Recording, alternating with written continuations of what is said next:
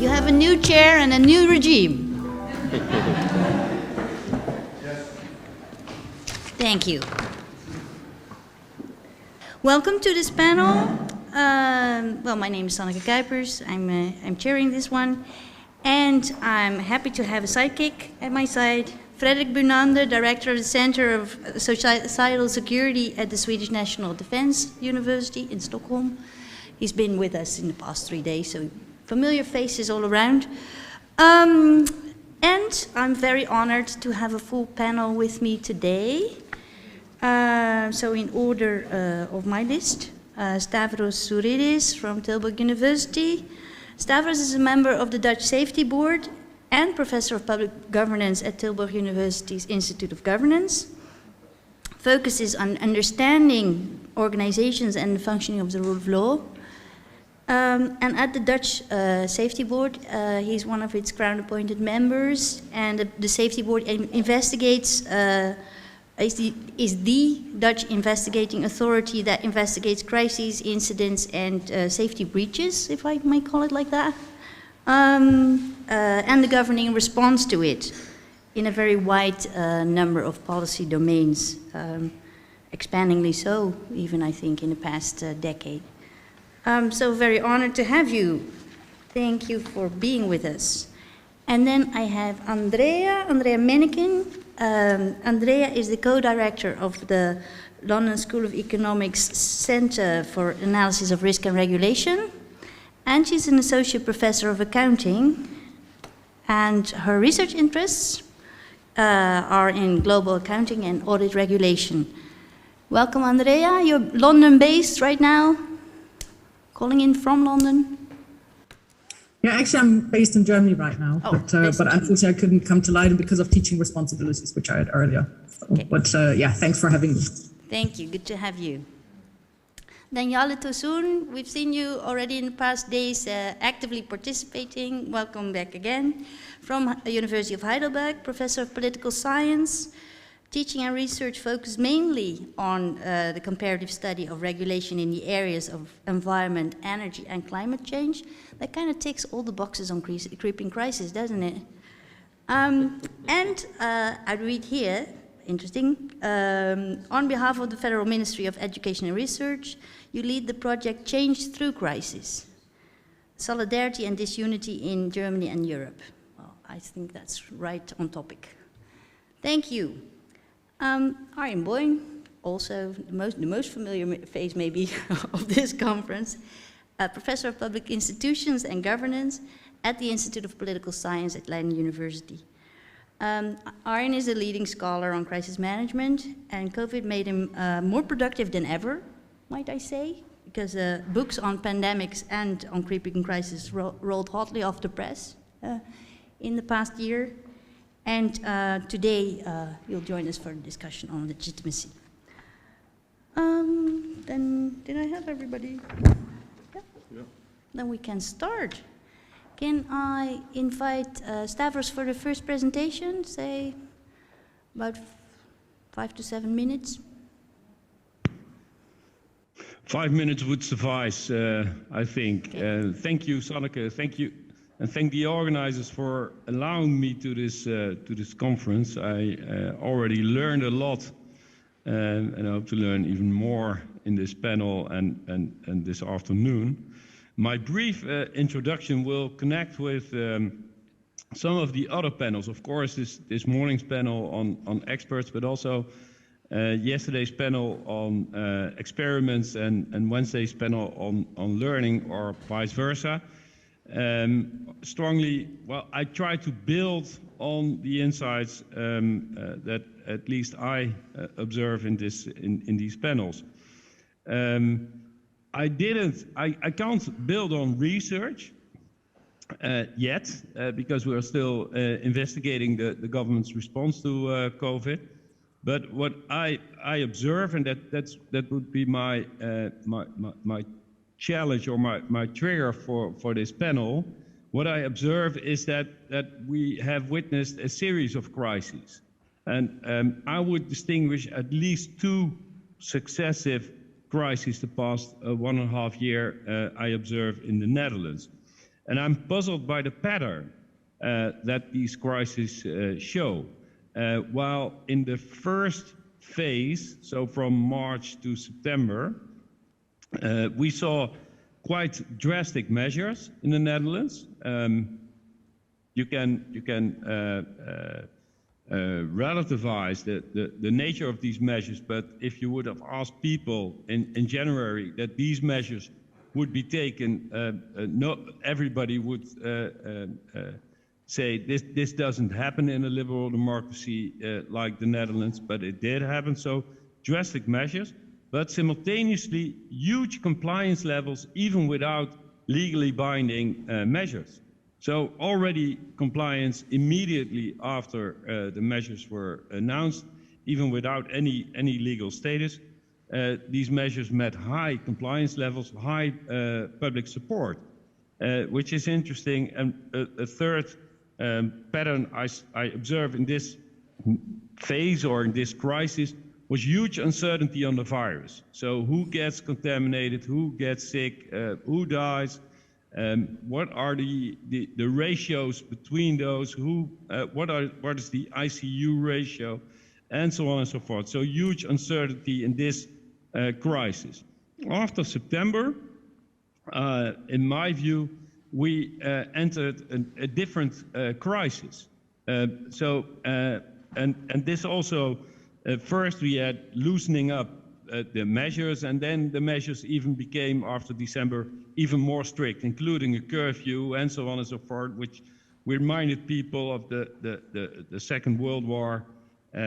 So it was really drastic at that moment. But what we also saw is that compliance declined, public support declined, even to the degree that riots happened, but in general, compliance levels lowered down.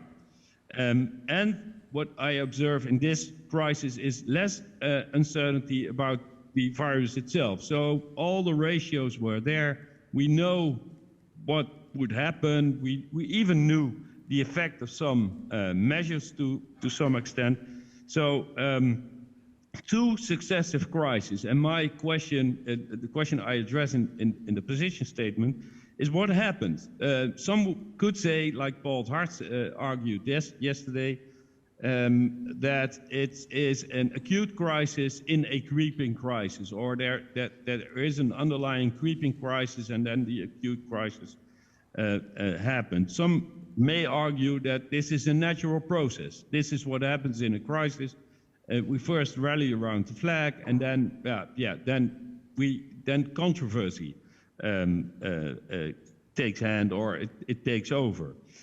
My guess, and that is the proposition I propose in the position statement, is that we may benefit from an old theory developed by Rittel and Weber on wicked problems, because what this may the second crisis, or both crises, or the combined crisis, may show or may display the elements of a wicked crisis, because it started with uncertainty, which was dealt with by science. So every ratio, even the DNA, and so on and so forth, vaccines have been developed very quickly, and even it now appears that even some medicine has been developed very quickly. So science came in and it solved the uncertainty problem.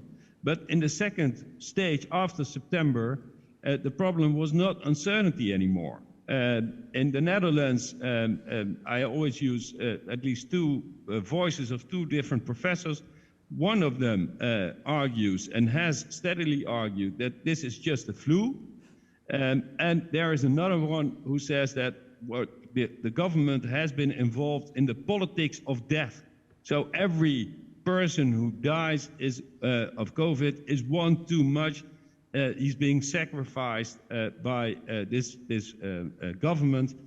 And these are the extremes, but what is the underlying pattern is that there is value pluralism, just as Rittel and Weber argued in 1973 that value pluralism produces a different kind of problem.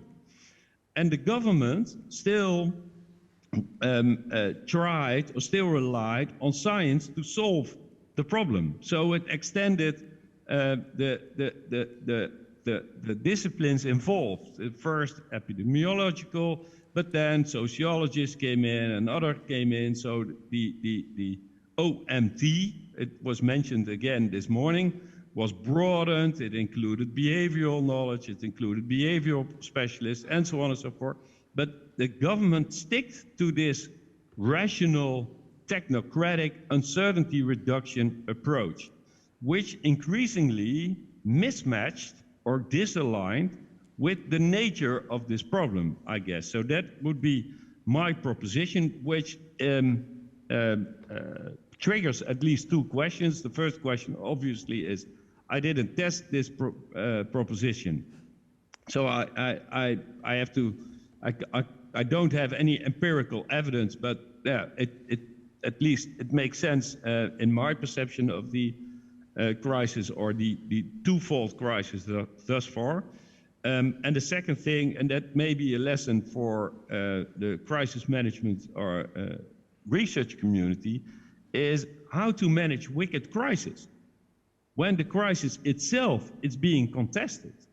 So it's not an operational question how to fight a forest fire, but the forest fire itself is being fundamentally questioned, and how to fight a crisis, a wicked crisis, so that shows value pluralism, that even contends, in which even the nature of the crisis is being contended. And in this case, we have, I think and that's what I want to round up with, it's bad luck because these professors, so the disagreement between these professors is not, they are not nuts, they are not crazy people. It's the nature of the virus itself. So if it would have been Ebola, it would be quite simple. If it would have been a flu, it would be quite simple. But the ambiguous nature of this virus, which affects some very severely, but most of us hardly, so the nature of the crisis itself, it triggers disagreement. It triggers a wicked crisis. And I guess that we need more research on how to manage wicked crisis, which is very different from how to manage a forest fire or any operational crisis. Thank you. Thank you. We've had you for a full 10 minutes, but we appreciate it. Sorry. It's okay. Thank you for this. I think this is a very interesting point that we recognize the value pluralism that deepens over time. The rally around the flag, of course, ended as in most crises it does, and the protracted situation asks a lot from all of us. But you call it a wicked crisis, almost thereby defining all other crises as normal problems, right? Forest fire, who cares? Those are the easy problems. So isn't wicked a part of the definition of crisis? You could also say, isn't this a real crisis as opposed to other more operational problems? But anyway, the oppositional positions deepened, and we're very interested to hear if that is also in other countries the case, and if that affected legitimacy for the government in the long run. So I'd like to continue with the next presentation, and we do questions after all presentations, right? Okay, thank you, Stavros. Let's move on to Andrea. Are you ready for your kickoff? Yes, thank you. Thank you very much. And thank you very much for the invitation and organizing the conference. I want to build on some of the issues that Stavros highlighted, and the issue of managing value plurality and value conflict, at different points of the crisis. So I think I would like to bring us back to earlier concerns that were discussed also yesterday about the different temporalities within which then different types of crisis or a crisis unfolds, and what consequences that has for the bringing to the fore of value conflicts, but also for the management of these, and what that then implies for the erosion or production of legitimacy and support for certain actions, crisis management actions. Because I think what we have seen across different countries in connection with the COVID-19 crisis is that at the outset of the crisis, the key priority and policy response seemed quite clear and uncontested, and that was namely to save lives, keep pressure from the health service, hospitals, through social distancing, lockdown measures, quite drastic measures, also as Stavros Zouridis highlighted earlier. And then later, this objective and policy response became contested. In a way, the longer the crisis became, the more protracted, the more came these different concerns with different values and priorities to the fore, and also policy responses became more and more contested. And what I would like to do, to draw attention to 5 different areas and issues that might have contributed to an erosion of public support, of legitimacy, of certain crisis management responses that we can then further discuss. So the first point I would like to highlight concerns the management or mismanagement of different expectations and the alignment or misalignment of different expectations of different parties that are not only concerned with the management of the crisis. We heard about the experts, different types of experts before, but of course also those who are affected, the population. And this concerns also the time horizon. So bringing us back to the temporality question, not only from the perspective of how do we define the crisis, but also from the perspective of those who experience the crisis management at the other end. So in this case, then those who would be affected by the lockdown and the different time horizons, because I think in the first lockdown, I think there was almost agreement on the short-term nature of this. And yet, the longer the crisis came, the more impatient then people got, because what happened is that actually the time horizon, even though it became longer, but the actual horizon still sticked in the short term that we highlighted. And there were, what was lacking were clear strategies, strategies, imaginations of a future after COVID, exit strategies, and also a horizon what the lockdown would bring. And I think the short-term focus was also reinforced by a focus on a particular set of expertise and a concern with particular numbers, in this case, death rates, the R rate, but not really then moving beyond and to see, other than saving lives, what other broader long-term effects this would bring or not bring.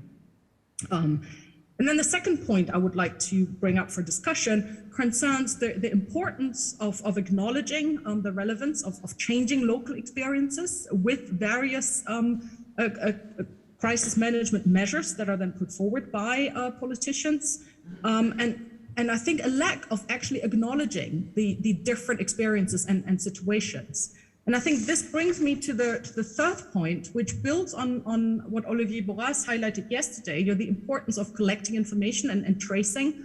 And I think it's not only a general lack of tracing, but that there is a very particular tracing in terms, for example, of a focus on the COVID-19 dashboard was mentioned, the specific numbers expertise that's around epidemiological expertise and numbers, and that then I think brings to the fore a very particular type of visibility or vision that's developed on the crisis at the expense of actually then bringing in other knowledges about more long-term effects, and I think that's then another issue that then of course crystallizes when we then look at these at the different value conflicts. So I think it needs to look at then the changing local experiences, levels of also individual risk appetites, and the general difficulty of understanding and then taking into account long-term impacts, knock-on effects, which are more difficult to then trace and get into the radar of policy making, such as mental health impacts, increases in domestic violence. But as the crisis unfolded, I think more information came to the fore. And this then, of course, leads to contestation of, for example, a primacy that's then given to epidemiological expertise, and that then loses its legitimacy. And I think in connection to the primacy that then is given to epidemiological information in terms of research challenges or future research agendas, I think it might be quite interesting and useful to take a closer look at what actually produces that lock-in. And I think one should also not underestimate the performativity that these figures themselves can play, and what supports that performativity of these numbers. And I think what's important here is not only the primacy of the experts itself and how they're listened to by politicians, but I think also how then certain types of data are circulated in the media, and that of course shapes public attention, but also politicians' attention, and can produce then a further lock-in of particular types of tracing, which then is at the expense of other forms of information collection. As Olivier highlighted yesterday, maybe that's then suppressed also because of legal liability concerns and so on. And I think it might be useful to really take a closer look at the epidemiological figures, particular way of particular numbers, and under what conditions, do they then take primacy, and why, regardless then also of their, maybe disputed accuracy, and how do they then become institutionalized in these different policymaking contexts. And I think the role of social media is quite important here in supporting this particular vision of the crisis. And then another point, my fourth point that I would like to bring back into the discussion. Final point? Sorry? Your final point? Yes. Thank you. The final point concerns we talked about the international comparisons and the role that these international comparisons play. And Renate Meyer circulated the article that we can see mimetic responses, but I think what we also maybe need to take a look at how then different ways of experiencing also the public of the variety of policy responses that can of course also create uncertainty, but also dissatisfaction with the own policies. So I'm then in Germany, I'm experiencing lockdown, and yet Sweden, there is individual freedom, and yet it's not really clear what the different rationales and evidence base is for driving these different policies and their impact. Let's stop here. Thanks. Thank you. So you've sketched a very nice overview of how the protracted crisis, in fact, deepened and more led to more divergence of expectations, experiences, insights that all interacted with each other and all affected legitimacy, thereby also relating very much to Stavros' points. Thank you for this great kickoff. Can I give the word now to Jale to continue with us on this topic? Well, with pleasure. Thank you so much. It's great to be with you, and so far I learned a lot from all of you, and hopefully I can also provoke your thoughts a little bit with my 5 points that I'm going to make. So this is what I ended up with in terms of presentation. I have been working on it this morning to rearrange my thoughts, and hopefully you can follow them, because I have to admit I have mixed feelings about being on this panel. On the one hand, I'm absolutely thrilled and delighted because it's I think the elephant in the room, right? Legitimacy. But on the other hand, that's exactly the problem, right? And there's so much to say about it, and we already started to touch upon it yesterday. So I'm fully aware that what I'm going to say is not going to be comprehensive or let alone exhaustive. It's just a few thoughts that I'm going to put on the table just to kickstart our conversation afterwards. So I think we all agree on, and that's my first point, that we cannot speak of one policy response to COVID-19, right? So we have to acknowledge that it was a series of responses over a long spread period of time. And I would also argue that they are were interdependent. So they had knock-on effects. They had some kind of interesting interconnections, which actually also varied over time. So if we think of a statistical model, I would say we had serial autocorrelation, but at different intensities also, right? And what we also already reflected upon yesterday and even the day before was that some elements were locked in. So trying to connect this to our thinking in terms of historical institutionalism and critical junctures, but not all elements and not everywhere. So this makes the whole decision-making context quite complicated, but also an assessment of the policy outputs produced in this situation in terms of output legitimacy, right? And most of what I'm going to say now actually relates mostly to output legitimacy, but there's one point I would like to make that also ties into the notion of input legitimacy. So this is certainly a factor that complicates an assessment of what has happened during the pandemic in terms of like outputs, but even more in terms of outcomes. This brings me to my second point. I think from an analytical viewpoint, it's very hard to say at what time we actually had proportionate measures. So coming up with an assessment of whether measures were proportionate or disproportionate is very difficult. I think we will all agree when we say something went terribly wrong in Brazil because we have these death numbers. So it's easier to identify severe underreactions, but it's much more difficult to identify, you know, if we give this a positive spin, like careful or protective reactions by government in a sense of whether they were proportionate or not. So whether they were like proportionate reactions or perhaps even overreactions. And I think this ties very nicely into what was just mentioned about the time horizons. I mean, we simply didn't know in the beginning that this was going to be a multiple stage game, right? So in the beginning, I think most policymakers, most experts saw this as a one-shot game. Too bad that it turned out not to be so, right? So it turned out to be a repeated interaction, and that repetition and interaction changed the parameters in terms of costs, benefits, perceptions, but also equilibria constantly, right? And this is something I have to say I did not anticipate, and I'm sure many others also failed to do so. Which brings me to my third point, and I would like to draw on the work by Peter Mayer now, who many years ago differentiated between responsive and responsible government and highlighted that for democratic governing, both should be taken into consideration, both should be fulfilled. So if we accept that COVID was not just a one-shot reaction, but a series of very complex interdependent reactions, I think if we want to like form an opinion on how governments reacted, we should pay attention to these two concepts, right?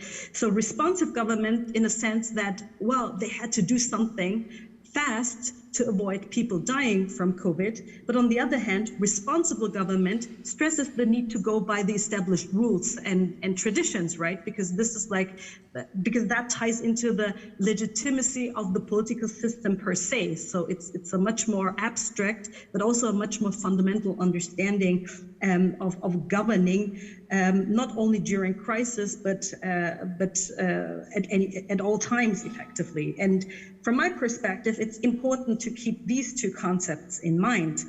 And that brings me to my fourth point. See, Sanneke, I'm making progress here, I'm covering ground. To my mind, vaccination has been the game changer par excellence.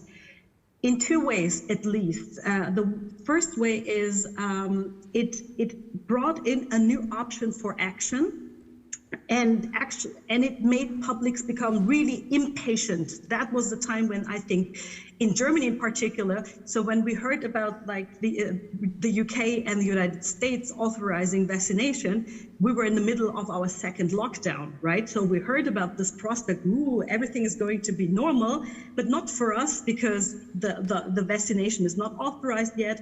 There's this issue about rollout. Then there's all the talk about prioritization because there was not enough vaccination available. So this, I think, created the sense of like impatience, and also explains in part the change from being satisfied with how the German government actually managed the crisis. I think many people were happy with how the government managed the lockdown situation or the containment part. But the time when the vaccination variable came in, And the transition from like having a lockdown to let's open it up and go for vaccination, this was the critical period, and the government failed to act swiftly on that, or failed to act in a more anticipatory manner.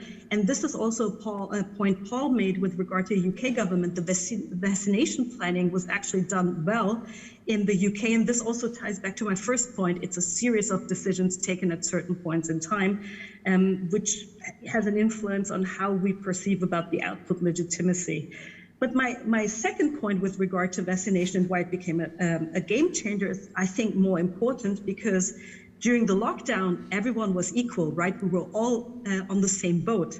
With vaccination, and especially with the progress of the vaccination, we created insiders and outsiders, all those who supposedly comply and others who supposedly don't comply with the vaccination regime, which created a debate, I think, in many countries, which has become quite moralized. So especially people who are like known to wider public, if they declared that they don't want to get vaccinated, they kind of earned a lot of criticism. So the whole debate about vaccination has become quite moralized. And Wolfgang Seibel yesterday introduced the concept of a litmus test. And if we judge a democracy's quality by how we actually deal with minorities, I think the question how we actually deal with people who don't want to get vaccinated would qualify as a litmus test for democratic quality, even in advanced democracy. So I think this is something worth to think about. My fifth and last point, Sanneke, I hope you will be pleased with my performance here, refers to something that did not occur to me immediately, but I'm also one of the participants who can't participate in presence because of teaching. And teaching has become quite complicated because all of a sudden I have become a street level bureaucrat, because now I'm in charge of verifying that students comply with the so-called 3G rules in Germany. So whether they are vaccinated, tested, or they have already gone through COVID disease. I all of a sudden understand what it actually means to, be responsible for delivering a policy, if you like. And I fully sympathize with all the restaurant owners, waiters, and so on, like also bus drivers, who all of a sudden had to, fill in a gap and perform like implementing agency charges here without having a legitimation for that, right? I mean, when I signed up to become a professor, I had no idea that one day I would check like on health certificates of students. So that actually brings also in the question about input legitimacy. So to what extent this delegation in verification, monitoring and verification responsibilities is actually aligns with our notion of input legitimacy. And I think I'll leave it at that for the time being, and I look forward to our following discussion. Thank you. Thank you. I greatly like your distinction between responsive and responsible government. Also because you seem to do that in your presentation, being responsive to the time regime and yet responsible by sticking to time. Another point that you take upon that I think Arjen's passionate about is how you can judge the democratic governance of this whole pandemic by how governments treat their unvaccinated subpopulation, for instance. So I would like to move on actually with the next presentation. So you can take up on this point maybe. And so we keep half an hour for the discussion with the participants here and online for all the panelists. Thank you. Thank you, Sanneke. It's interesting to sit on this side of the table, I have to say. I have to mention that. It's a new perspective. Yeah, I put on a coat to differentiate. And so we wrote a book, and because we were intrigued, how is government going to deal with this super crisis? And the conclusions were very nice. And who knows, when Stavros' organization ever gets done with their conclusions, we'll see if they match. But I think we were very nice to government, and we pretty much said, this is a difficult crisis, and they did well. And in hindsight, we know that we may think differently because we'll know more, but what we know now, this was last summer, and so we put out the book, we had some publicity, nobody ever asked us anything about it, so that seemed to confirm that they agreed as well. They had done well, so they didn't need to know that from us. So we're all good. We went into the summer, and this was over, right?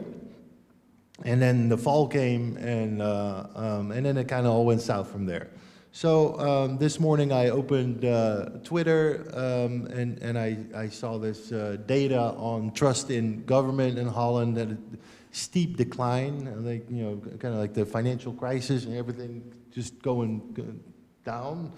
And I've been wondering about that. I've seen it coming almost, and so I was trying to think why. Why is this happening?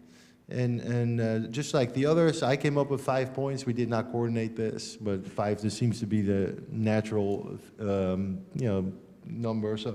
So 5 points that I think contributed to the declining trust in politicians, in the whole crisis management structure, and in the COVID response, in random order. So the first one, of course, is the failure of crisis recognition. Not the first time, forgivable. Second time, not so forgivable. Fifth time, I don't know.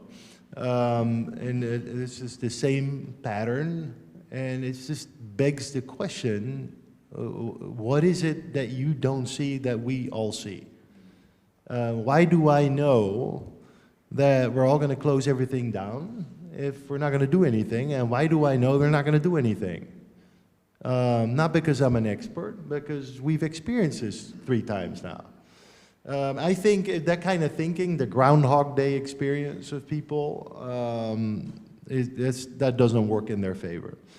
The second one, and we talked at length this morning about that, the experts, and of course we love experts, we think we are experts, but there was something about politicians with their favorite experts. And even though those favorite experts have been proven wrong time and again, also still forgivable, and those experts then playing seemingly outsized roles in the decision-making process. And Jörg this morning pointed out, they're becoming TV stars and they seem to enjoy it. And that just begs the question, are these people removable? This is Mike. I mean, do they have a birthright to be on television every night? And are they truly, if you are a doctor in whatever, virology, does that entitle you to have an opinion about, how we separate people in public space and what kind of effect that has on people? I don't think so. Just like, if I would go on TV and talk about, how this epidemic is going to develop, we have one of the experts that will then point to his CV and the number of articles he has written on the topic. Okay. So the third point, and this is a thing that I don't think that people can articulate it. So if I would articulate to them, then I'm going to draw a blank. But I think in academic terms, it has something to do with, and I think Jale or Andrea just mentioned it, the impatience. So politicians have become, understandably so, become impatient. Everybody's impatient. This should be over now. But then politicians have become also opportunistic in almost promising that things are going to be over, which is unrealistic, but they've done so. And so, if you get vaccinated, it's all going to be good, and then we can hug each other again. Well, they should have known, could have known, that was not true. They've been told, but it sounded good, of course. They have been very opportunistic in the use of the precautionary principle. Again, if you would say this, people are, what are you talking about? Well, if it serves them right, we have a worst case scenario. But if they don't need it, all of a sudden the worst case scenario has disappeared. And we never know where the worst case scenario comes from, but it's opportunistically used. So I think people do pick up on the inconsistency of reasoning, especially when they're being subjected to the effects of that reasoning. And then I'm just going to skip to the, I'll just mention the fourth point, but I think everybody's seen that. I call it shabby crisis communication. I think, we have handbooks. You open the page and it says, be clear, talk with one mouth. That's all I'm going to say. And the fifth point that I do want to, and I'm glad that this is coming out of this conference, and I'm trying to articulate it in a nice way, but I do think, there is a bit of it's ethically problematic, what we've seen. And in two ways. First of all, there's been a casual acceptance that, if there's a dilemma between locking people up and relaxing measures, then obviously if you relax measures, people are going to die. I mean, it's as simple as that. So if you go too quick, people are going to die. Now, I mentioned it earlier, Boris Johnson at least was honest about it. He said Liberation Day, and then thousands of people are going to die, but that's just the way it's going to be. Go get vaccinated. Or hide yourself in your basement. But we're not closing down anymore. You can have, but at least our politicians are not honest about this. And so they choose avoidable deaths, but they pretend they're doing everything to prevent that. And I think, again, people at some point understand that's just not happening. And finally, the same part of this whole ethical equation has been if you promise people, we're all vaccinated, go hug each other, go party, because we need to go partying, because this is apparently essential that the bars open. And so this is, so then it's all good. But let me just have a little note of caution here. If by any chance, things go wrong, it's the unvaccinated. So let's have this group of people. It's a tiny minority of people, and if we can lock them up, we can, make them disappear. But the problem is not going to disappear. But we can. So the scapegoating, sort of the proactive scapegoating. And that, to me, is an ethical failure, because we are actively provoking division. And if there's one point I would like to make is, and this is what virologists always say, it's a matter of solidarity. We all have to do it together. There's not one group that, so it's impossible. So I think that's the big lie, if you will, to borrow from a famous Republican movement, if all those people would now get vaccinated, our problems would go away. Well, it's just not happening for many reasons, but I'm not a virologist, so I'm not going to go into that. So there you have it. Thank you. So we've got a lot up for discussion, I suppose. So I'm going to soon invite the audience, both online and on-site, to chip in. We've had actually all of the panelists reflected on what the protracted nature of the crisis did to legitimacy, right? So Stavros said, well, value pluralism deepened and widened. Andrea said experiences and expectations among populations diverged and became more contrasting, I suppose. Jale said, well, the policy interventions added up, so there's more policy interventions subject to either increasing or declining legitimacy. And there's repeated interaction between them. And Arjen pointed out that it's becoming a Groundhog Day when you're in the fifth wave of the pandemic. credibility traps deepened in response to if politicians responded too eagerly to impatience or were too inconsistent or inconsistent to begin with in their communication. And the gap between pretension and performance widened basically over time.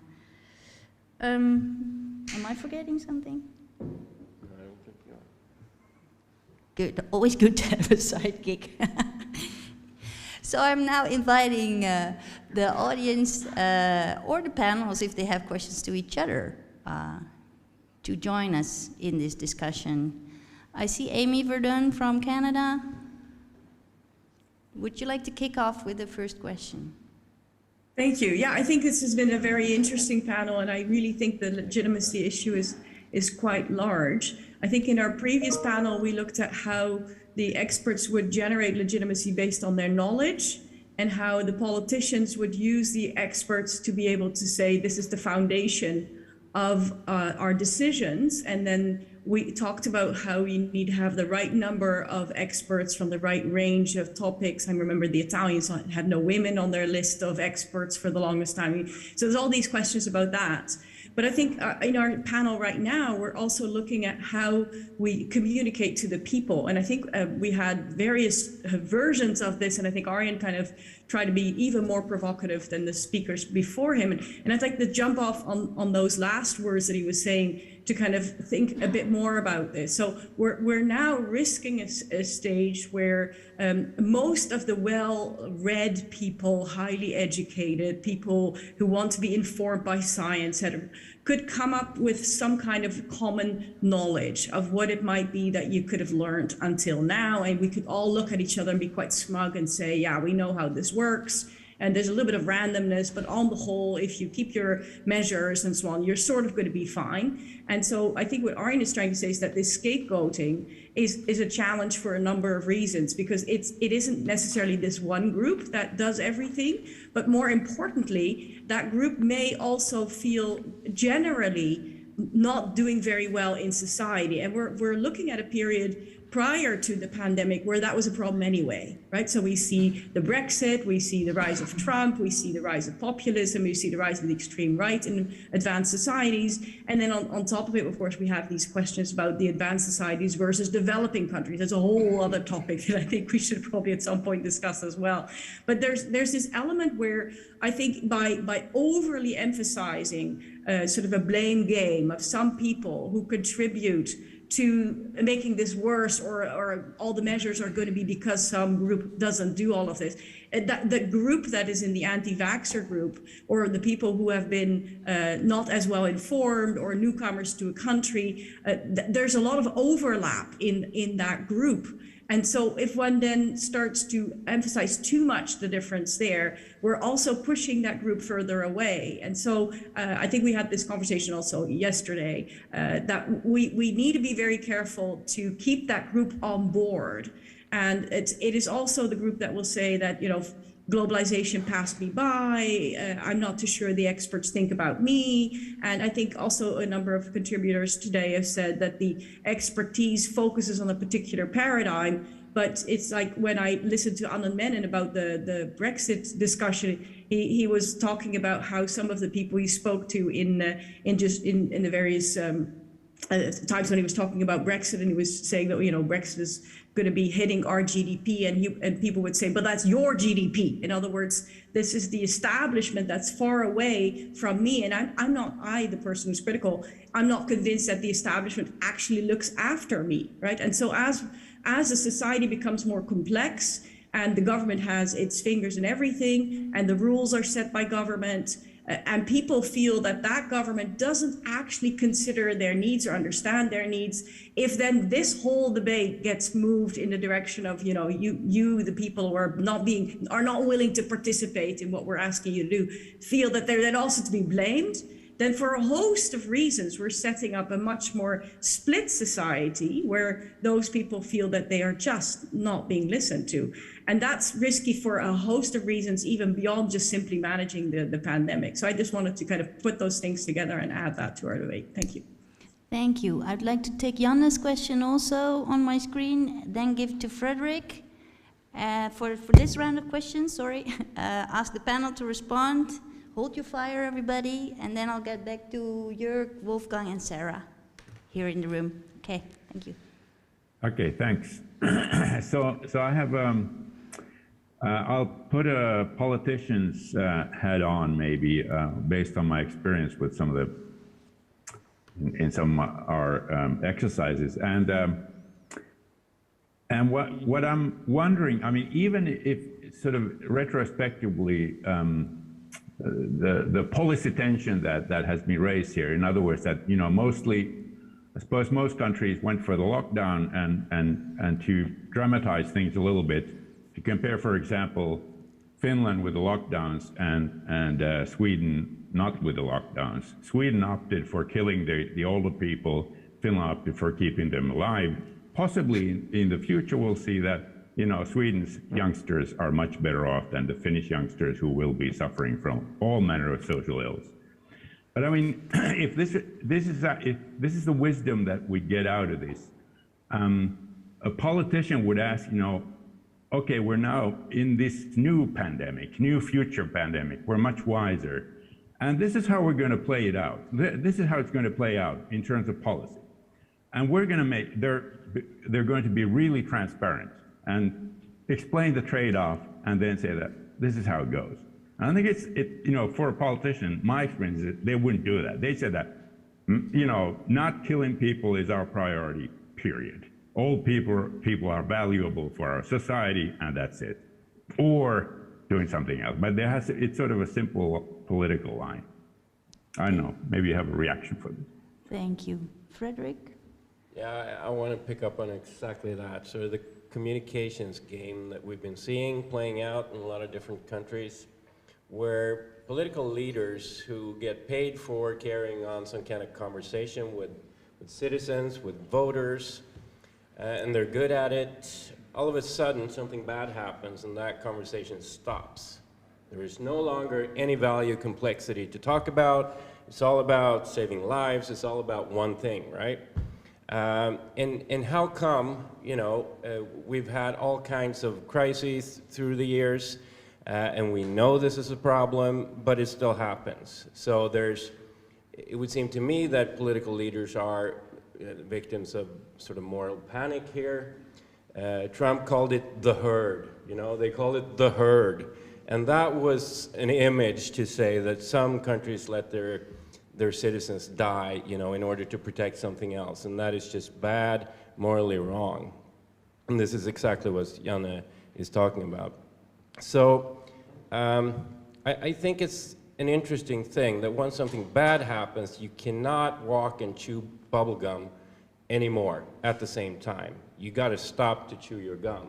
And why is that? And is it because I know that inside government offices across the world, economic issues were on the table very early, but you couldn't talk about them, right? Or at least not in the way that would pit them against public health or, you know, keeping people alive.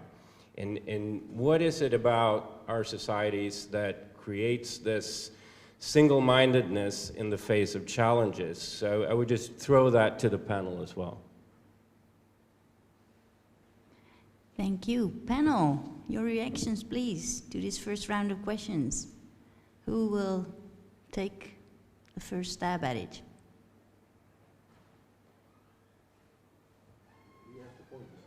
Sorry? I'm pointing at you, Arjen. Well, let me just, because I already talked a lot, but I like the concept, because it's really a concept, moral panic, that Frederick threw out. And you said they suffer from moral panic. That's certainly true. And then we can wonder, you know, how can you deal with a moral panic? But I think we're crossing a line when you instigate moral panic. And so it's one thing if there is moral panic, and that is very challenging for politicians.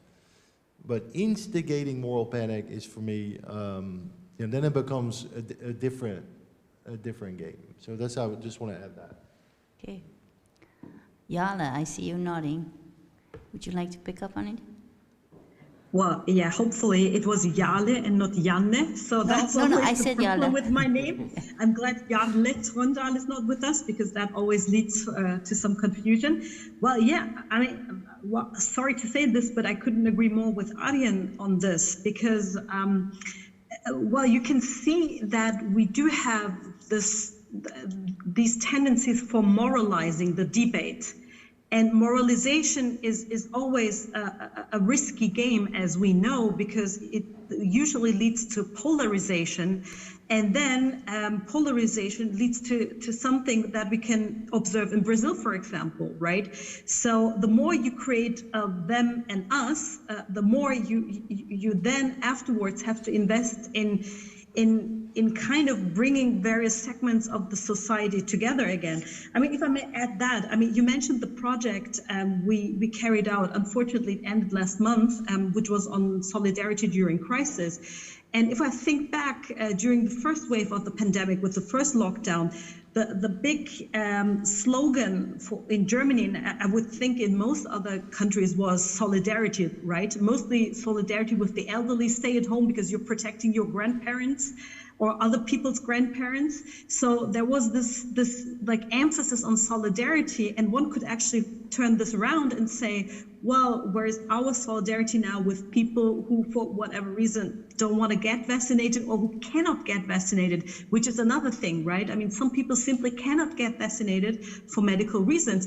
And I have to admit, I wasn't aware of that, but since we went back to teaching, I heard all sorts of like explanations for why people don't have a vaccination.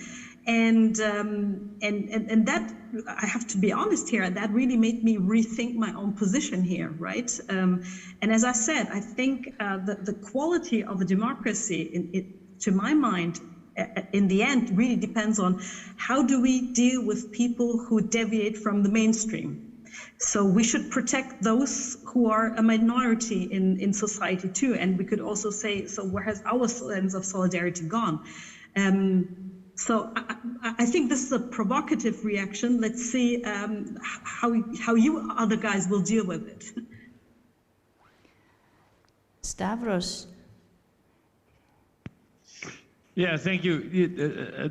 Thank the other panelists too for their inspiration. And I try to avoid the cognitive lock-in myself that Andrea warned for. But I'm still puzzled. So my point is that I observe a disalignment between the nature of the problem, which is value pluralism, at least after last September, and the government's response, which is relying on science, or being opportunistic, like Arjen said, which is scapegoating, polarization, and so on and so forth. So all these repertoires don't work. But what does work given as a strategy to align with the nature of this crisis? And perhaps Sweden, given Evie's input this morning and her observation that the system at least didn't crack, it held. I would be curious in what kind of strategy would align with the nature of the crisis right now. So we have left uncertainty on the virus and even on lockdown measures to a large extent. We have left that behind, and we're still stuck with the value pluralism. So people accept, so with different risk attitudes, with different risk perceptions, and these are not cognitive biases alone, these are real rational attitudes. So for my students, it is not rational to get vaccinated or to avoid any social contact at all. Whereas for my father-in-law, it is. So the nature of the virus, it more or less produces value pluralism. And that makes it different, in my view, Sanneke, than many other crises in which we have consensus that the thing that happens is actually undesired. And in this respect, we don't have a thing that is that we commonly or we have a consensus on it being undesired. With nuclear accidents, we all believe that they are undesired. So you may have different risk attitudes, but this is a different kind of crisis, in my view at least, and we still lack a repertoire. We only know what's wrong. Thank you. Arjen, did you want to react now, or? Very briefly to Stavros, because I want to make a connection to something that we discussed earlier. So Sarah Bradley, who was with us here in the audience, she mentioned the importance of having a conversation about risks. And I think that's essentially what we're talking about. You know, in a crisis, you don't have time to do that, but we're no longer in a crisis. We have to have some sort of discussion how we're going to deal with a risk that's going to be with us and is going to play up and down. And I don't think we're having that conversation. So that's the only thing I'll say. Okay. I'd like to give the word for this round of questions to Andrea for a final reflection. I also thought that Stavros really nicely resonated your earlier point about different experiences. As you said, for young people, it's like extreme difference to older populations.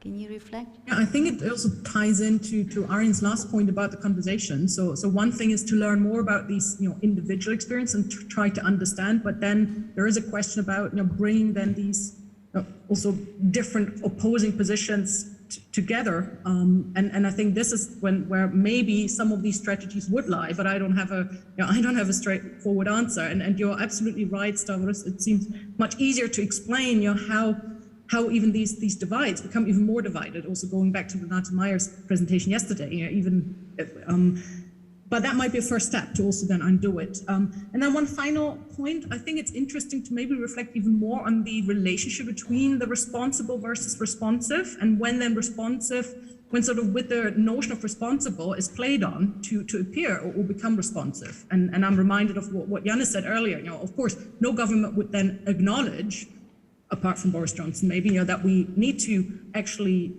there will be lives that will be that will be lost, and I think that is then there is a question, where does this lie? Is this responsible we shift to the responsive, and there is a question what then actually structures that relationship between the responsible and responsive, and maybe we will hear some reflections from Jale. I would be interested in hearing a bit more from you about that.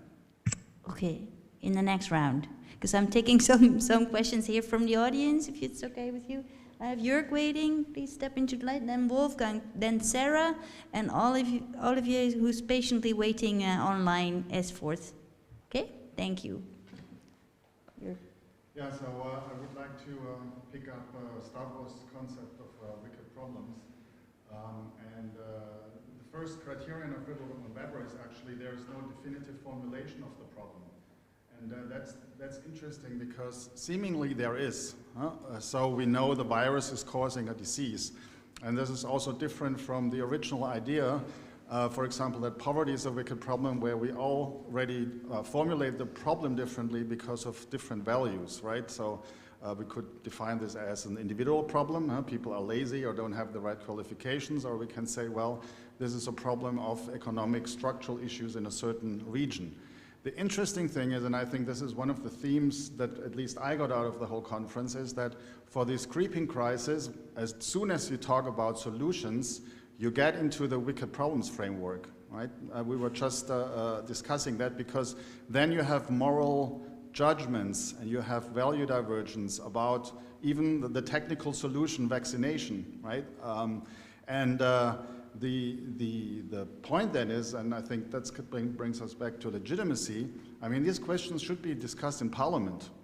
But if I look at the Dutch situation, we are still in a situation where the core cabinet makes a decision on Sunday, then it's announced on Tuesday, and on Thursday the Parliament can sort of debate what they like about it or not, right? And I think that brings back to Arjen's point, that is highly problematic by now in the situation that we are, that the crisis, the immediate crisis situation is probably over, and we are sort of in this protracted situation, and the parliaments should be back. right? And discussing these value judgments and trade-offs.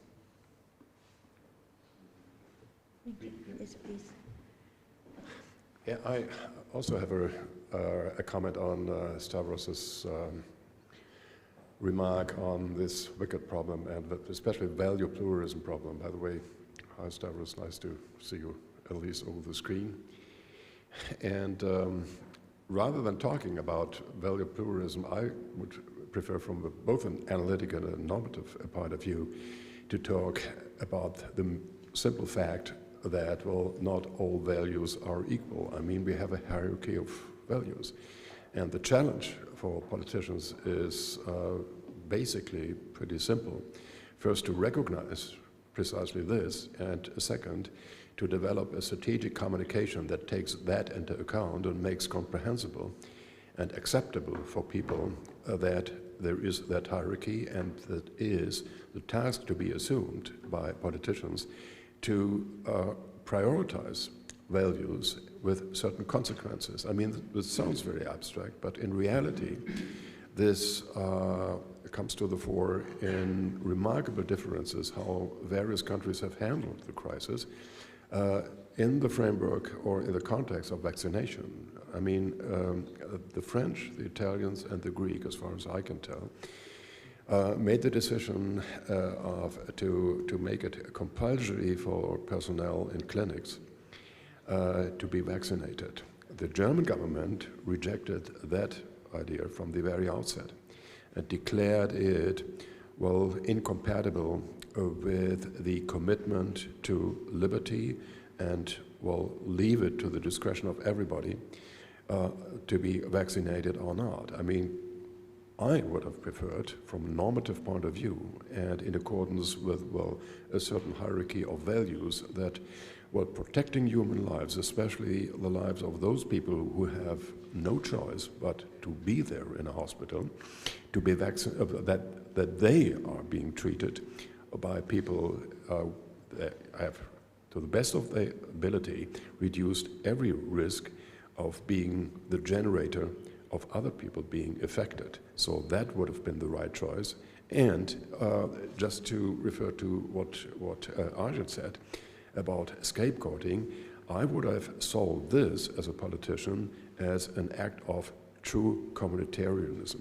I would have told the people, well, this is not us, the government alone. We are dependent on you, and we need to do it together because we only can do it together. I mean, this was almost a governmental statement, I admit, but that's already the end of my comment. Thank you. Sarah. Thank you. This has been really fascinating. So I'm kind of partial to Arjen's idea of being explicit about the trade-offs, and it being somewhat refreshing when you do see leaders being more explicit about trade-offs. And I, several years ago, wrote a paper on trade-off frames, and they're not super common, I think, sometimes, because you have to admit that what those values are behind those decisions, and that you're explicitly trading off some things in order to maximize or get something else. And I think politicians, try to avoid that kind of a framing where it's so explicitly weighing on one side of the ledger, so to speak, so saying, yeah, we might lose some people, but we're gonna value this over that. And what I noticed in the American case was, over time, the people largely on the right who didn't like the solutions, didn't like the lockdowns, didn't like the masks, didn't like things being closed down, just started, rather than being explicit that they were valuing those things over life, decided to just minimize the problem, and say masks don't work, and none of this works, right? So what they end up doing is not being explicit that they're favoring liberty or freedom or whatever, but basically saying, we don't believe you, and we don't believe the problem is that much of a problem. I mean, I've just experienced this in my local school board meetings, parents saying masks don't work, right? And then you get the other side where we're just, like you were saying, there's just not conversations about the risks and having to possibly live with those risks.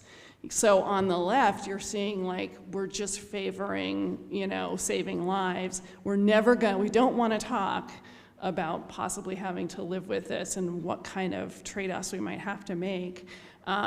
In part because the right they were so afraid that that people were denying that the problem existed at all. I think that they just didn't want to go down that path, And so, at any rate, I just think it's raised a lot of really interesting questions about kind of the political challenges in framing things as trade-offs. I think there's some barriers to that.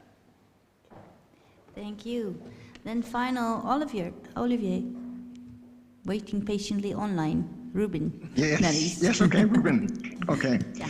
No, thanks for some interesting presentations and not least a discussion which sort of made me think about some thoughts. So as the COVID-19 pandemic is now becoming less as a focused event with a clear before and hopefully after, it's clear that it might last years or even become chronic in a way that HIV/AIDS has become in let's not forget, in parts of Africa, if you talk about a pandemic, they're still thinking about HIV/AIDS as the biggest sort of threat to them.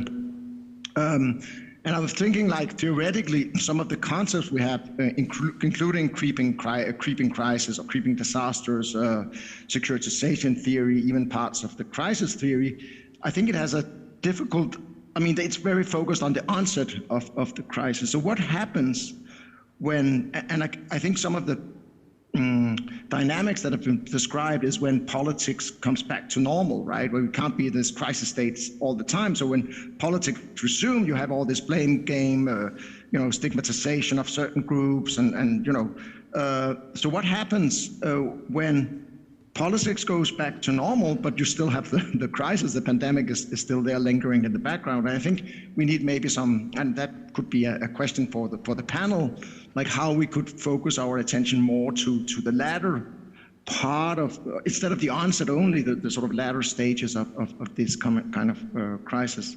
And I'm actually, I mentioned HIV/AIDS, I'm working on a paper that has received fairly benevolent reviews, so I hope it'll be in, where we compare pandemic practices during HIV/AIDS and seeing, because I think there will be a lot of similarities in terms of stigmatization, in terms of the rift between developed countries and developing countries that we can sort of translate, and there might sadly be sort of the reality facing COVID-19, where some people will be able to live their lives, and especially in the developed world, or high-income countries, whereas it might sort of be a recurrent problem in the third world countries. Okay, as always with a set of questions, you have a final question and a very final question. So I'm honored to give the word to Renate Meijer for the very final question, and then I'll address the panel to take up on the questions. Renate. Thanks so much. Thanks so much. I'm intrigued by the discussion here, and I was thinking, bringing it back, the question to the relationship between legitimacy of knowledge claims and them being used for decision making, and if we could kind of discuss a bit the relationship, because we have had a lot of observations here in this panel and also before, that we have the feeling that there are legitimate experts out there that are not being heard, or there's the feeling that expert insights are more used for the legitimation of decisions rather than informing the decision themselves. And so I was wondering to hear the view of the panelists on the relationship of the relevancy of knowledge and the legitimacy of knowledge. And I mean, it's obvious that it is not a sufficient condition to have legitimate knowledge to be relevant. Is it a necessary condition? It doesn't seem so, because that may explain why a lot of the decisions that are being made are not recorded, because the decision makers have the feeling that they're drawing on insights and knowledge that will not be regarded as legitimate when they are talking about their decisions. So just, I have more, it's a question to the panelists asking for the reflection on the relationship between relevance of knowledge and legitimation and sufficient, necessary, and all the kind of complications that come out of it. Thank you. Okay, thank you. Well, panel, hold your fire. I'd like to first give the word to Stavros, because the first two questions were addressed to you, I think, on value pluralism, and then ask Arjen to take up Sarah's point on trade-offs and take it from there. Yeah, thanks, Sanneke. I think, for me at least, this is a great panel and a great discussion, because I started with this alignment, and I now have some clues. I got some clues. I received some clues from the other panelists and from the people with their comments on how to restore the alignment between the nature of the problem and the nature of the crisis and the response to it. It's not resolving to scientific knowledge again, like Rittel and Weber already argued in 1973. Scientific knowledge is there for tame problems and not for these wicked problems. So we need another strategy, another kind of alignment between response and nature of the crisis. So conversation, I noted that conversation. I think it's a very interesting strategy to see how it would evolve in a case like this. Explicitly embracing value pluralism, like Jörg says, and represent it, display it, not scapegoating people with different values, but just explicitly embrace it. And then a third step and a final step has been provided or has been suggested by Wolfgang, is very nice to see you on my screen, which is we cannot only leave it to just a conversation and just accepting value pluralism. The notion of, at least Easton's notion that politics is about authoritative allocation of values, so that should also be included. So a three-step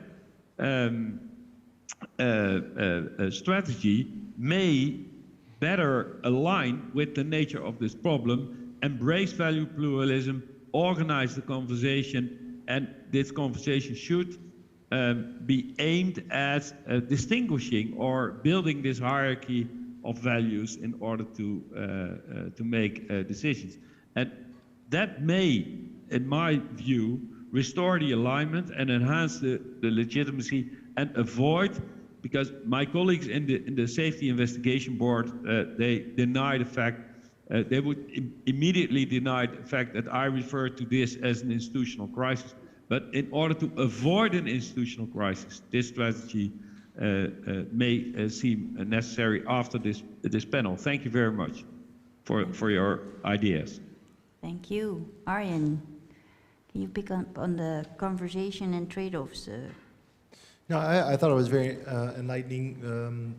Sarah added the point. So we said Boris Johnson just presented a trade-off, honestly, and we could all follow it, and you could disagree. And Sarah says, well, there's politicians that always do that, and they're kind of opportunistic and sort of recasting the trade-off in a way. And why they do that, I have no idea. But we can ask in the next panel, because we have politicians here, and we'll see what they think.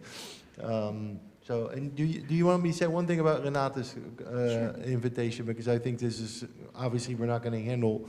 But it strikes me that we're talking about the same thing that we talk about responsive versus responsible, and that was brought up earlier. And we want decisions to be both responsive and responsible.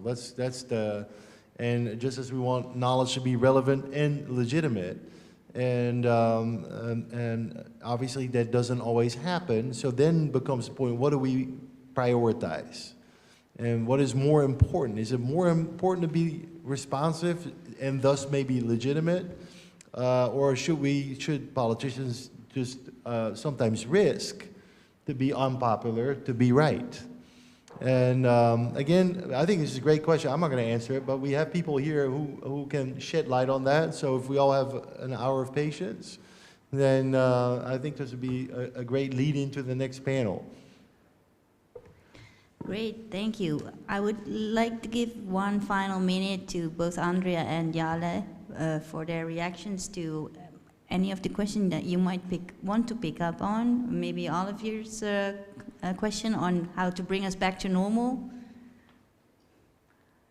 The tricky one. Yeah, I would like to actually pick up on Renate Meyer's question about the relevance and legitimacy, and I think it would be useful to look at that interplay as the crisis unfolds. And if you think about the beginning, it seemed that almost the legitimacy of epidemiological knowledge seemed to have been driving the relevance, and there was a close connection. And then the relevance becomes contested also because of other legitimate knowledges that are then brought in, knowledges about mental health, for example, or violence or domestic violence. So I think it's important to then look at different forms of expertise, which are in and of themselves legitimate, and then how and when they are brought to relevance, so over time. Thank you. Jale, the final words to you. Well, I feel very honored. Thank you so much for these great questions and very inspiring, reflections. Also, attempting to respond to Renate's very important point, I would say the legitimacy of knowledge definitely goes into this responsive part of responsible versus responsive government, which then also brings me to Jörg Raab's question. Lovely to see you, Jörg, by the way. About the role of parliaments, and like following Peter Mayer's logic, a responsible government would involve parliaments into this because, and we talked about this already, because of value pluralization or the plurality of values, as Stavros also very correctly mentioned so far. So this would go into that direction. And I really think like the more I reflect upon, also together with all of you, the more I really think this can be a useful way of like trying to make sense of what has happened and what's likely to happen in the future. And a very last comment on Stavros again. So it all starts and ends with you, Stavros, apparently, which I would take as a compliment. Your notion of value pluralism, I think, ties in very nicely with this concept of target groups by Ingram and Schneider. So I was kind of also thinking when I made this point about how to actually evaluate whether policies were proportionate or disproportionate. I think this is a literature one could also look into, like, and try to identify the proportionality with regard to various audiences, and also like the outcomes, trying to disaggregate them for different target groups. And I'll leave it at that. Thank you so much. Too bad I could only join you from remote, but it has been a great pleasure. Thank you. Thank you all for a great panel. Thank you